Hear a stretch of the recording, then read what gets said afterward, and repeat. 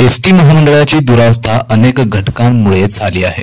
त्यापैकी काही प्रमुख घटक हे आहेत: कर्मचाऱ्यांची समस्या, खासगी वाहतूक कंपन्यांची स्पर्धा, राजकीय हस्तक्षेप, तंत्रज्ञानाचा अभाव, सरकारी मदतीचा अभाव, आर्थिक गैरव्यवस्थापन। चला तर मग याविषयी थोडक्यात जाणून घेऊयात। एसटी महामंडळ अनेक वर्षापासून आर्थिक गैरव्यवस्थापनाचा सामना करत आहे। यामध्ये चुकीच्या गुंतवणुकी, अकार्यक्षम खर्च आणि तिकीट भाड्यातील वाढीचा समावेश आहे। यामुळे महामंडळावर मोठे कर्ज निर्माण झाले आहे, ज्यामुळे त्याची कार्यक्षमता खूपच कमी झाली आहे। यामुळे एसटी महामंडळ एकेकाळी डबघाईला आले होते। एसटी महामंडळ हे अनेक वर्षापासून राजकीय हस्तक्षेपाचा बळी ठरले आहे। राजकीय नेत्यांनी महामंडळाच्या कारभारात हस्तक्षेप करून त्यांचे स्वतःचे हितसंबंध जोपासले आहेत, ज्यामुळे अनेक गैरव्यवहार आणि भ्रष्टाचार घडामोडी घडून आल्या आहेत। यामुळे एसटी महामंडळाची दुरावस्था झाली। एसटी महामंडळाला अनेक वर्षापासून कर्मचारी समस्यांना तोंड द्यावे लागत आहे। कर्मचाऱ्यांची कमतरता,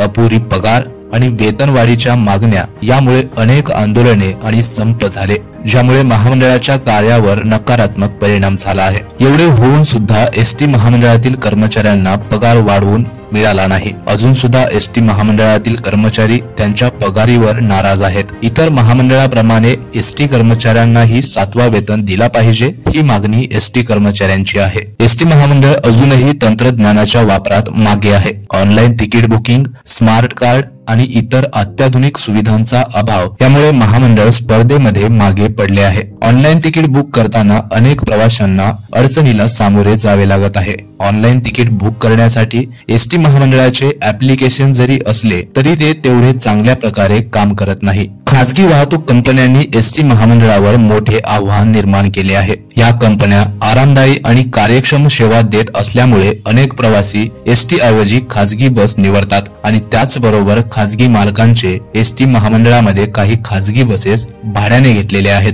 त्या खासगी गाड्यांना एसटी महामंडळाकडून मोठ्या प्रमाणात फायदा होतो।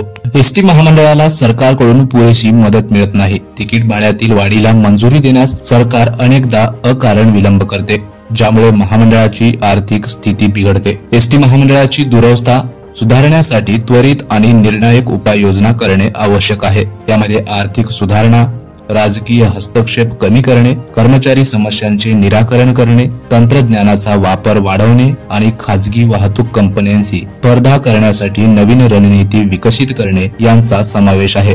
मंडळी, या एसटीच्या व्हिडिओ बद्दल तुम्हाला काय वाटते कमेंट मध्ये नक्की कळवा। चॅनलवर नवीन असाल तर चॅनलला सबस्क्राईब करा। खूप खूप धन्यवाद।